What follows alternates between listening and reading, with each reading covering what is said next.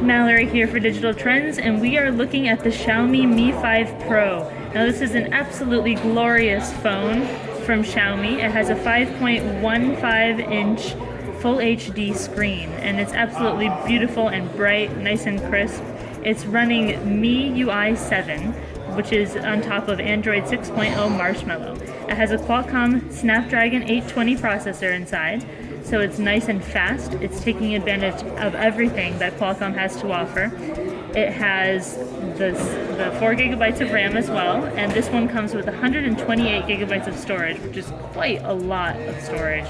Now, as you can see, we've got a fingerprint sensor here on the front of the device, which is unique. It's something that only Apple and Samsung and a handful of others do.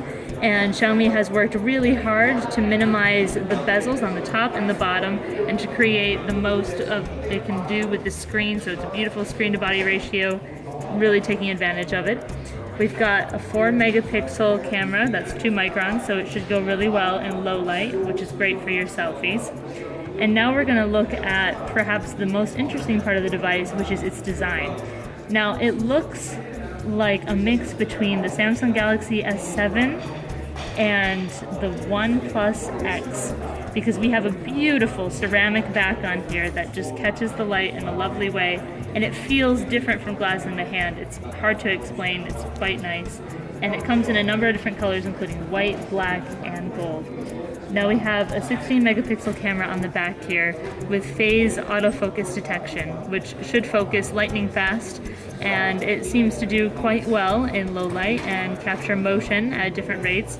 Hugo Barra was really talking about how incredible this camera was, so we'll want to test it out in great detail when we review this. And you can look at the curve on the edge of this device, and it's just lovely. It fits really comfortably in your hand, it's quite comfortable, very smooth transition. It's quite a bit seamless here. You don't really see a straight line and then a break over. It just curves over like a nice waterfall. Very well done, just like the way Samsung's done it on the S7. So it's very comfortable to hold in your hands. We've got the headphone jack up here, of course, and a nice chamfered edge for a little bit of flash, the volume rocker, and the power button.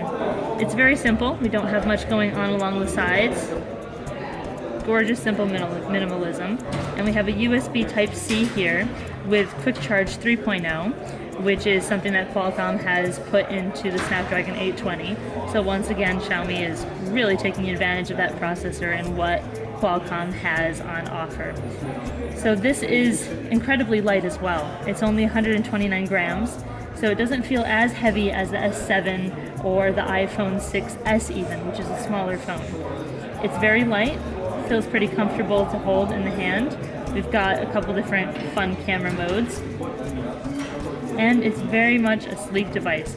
Now this is coming to China first in March. It will be one of the first Snapdragon 820 devices on the market, and we don't know what other markets it's going to hit beyond India and some of the other traditional markets that Xiaomi comes to, but we are hoping that something might change with that in the future.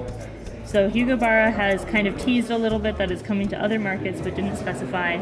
It could of course just mean Europe, and it doesn't necessarily mean that this is coming to the United States, but one can dream. This was just a quick look at the Xiaomi Mi 5 Pro.